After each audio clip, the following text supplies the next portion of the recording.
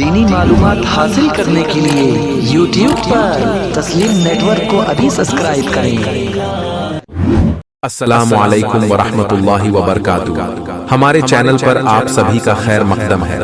उम्मीद है कि आप तमामी हजरात खैर आफियत से होंगे। अल्लाह ताला आपको हमेशा खुश रखे और अपनी हिफ्ज़ो अमान में रखे। वीडियो में आगे बढ़ने से पहले एक छोटी सी गुजारिश है कि अगर इस चैनल पर पहली बार आए हैं तो चैनल को सब्सक्राइब जरूर करें और साथ ही साथ बेल आइकन को दबाना बिल्कुल ना भूलें ताकि हमारी हर आने वाली वीडियो की नोटिफिकेशन आप तक पहुंचती रहे। चलिए वीडियो को शुरू करते हैं। रमजानुल मुबारक में जिस कदर नेकियां इकट्ठी करने वाले लोग मिलते हैं, उसी तरह भर भर कर गुनाह कमाने वाले भी मुआशरे में मौजूद हैं। चलिए जायजा लेते हैं।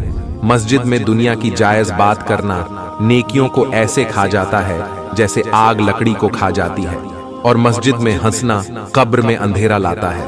हवाला अहकामे शरीयत, हिस्सा 1, सफा 109। बताइए, मस्जिद में दुनिया की जायज बात करने की इजाजत नहीं है, मगर आजकल तो माज अल्लाह मस्जिदों में लोग व्हाट्सएप और फेसबुक चलाते भी दिख जाते हैं। मस्जिद में हंसना कब्र में अंधेरा लाएगा, और अब तो रमजान शुरू होने वाला है। कुछ हराम खोर तरावी के नाम पर मस्जिदों में हुल्लड़ मचाने के लिए कमर भी कस चुके होंगे।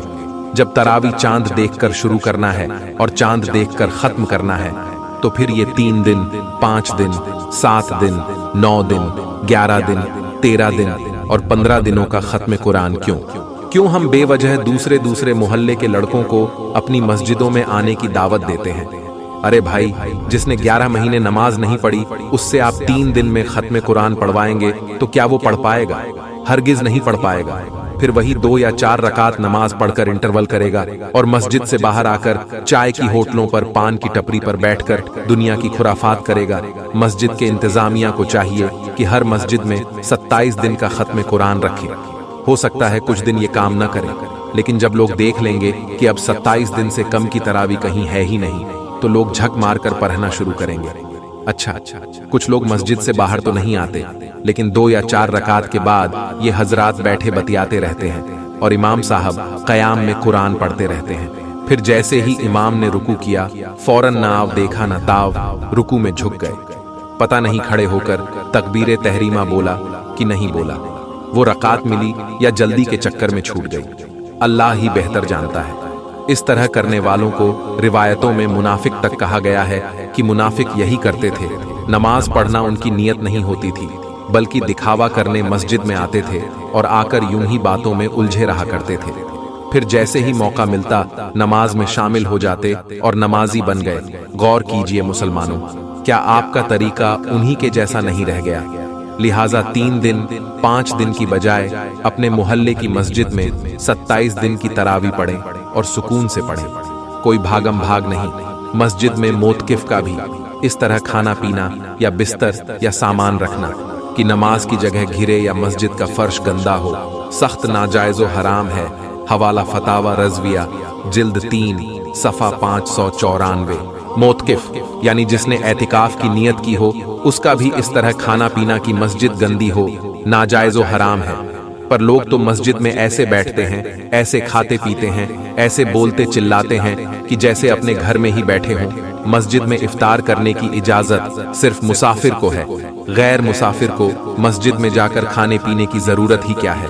और देखने में तो यहाँ तक आया है कि लोग बिरयानी की देग मस्जिद में भिजवा देते हैं और सारे मोहल्ले वालों की दावत मस्जिद में होती है।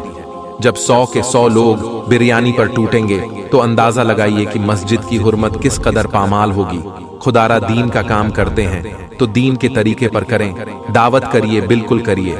रोजेदार को बुलाइए, रोजा खुलवाइए, लेकिन मस्जिद में ये सब न करें, अपने घर में दावत करें। कुछ लोग वुजू करने के बाद पानी सुखाए बगैर मस्जिद में चले जाते हैं और पानी के कतरे मस्जिद में टपकते हैं। याद रखें, आज़ाए वुजू के पानी का मस्जिद में गिराना नाजायज़ो हराम है, लिहाजा इसे वुजू खाने से उठने पर ही सुखा लें। हवाला फतावा रज़विया, जिल्द 1, सफ़ा 733। हजरत इब्राहिम बिन अदहम रज़ी अल्लाहु ताला अन्हु एक मर्तबा मस्जिद में पांव फैलाकर बैठे थे।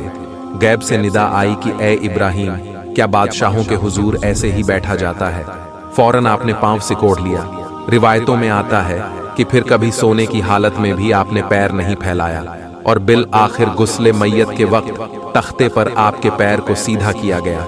इस रिवायत को बताकर याद सिर्फ ये दिलाना चाहता हूँ कि मस्जिद खुदा का घर है, वहाँ ऊंची आवाज में बोलने तक की इजाजत नहीं है।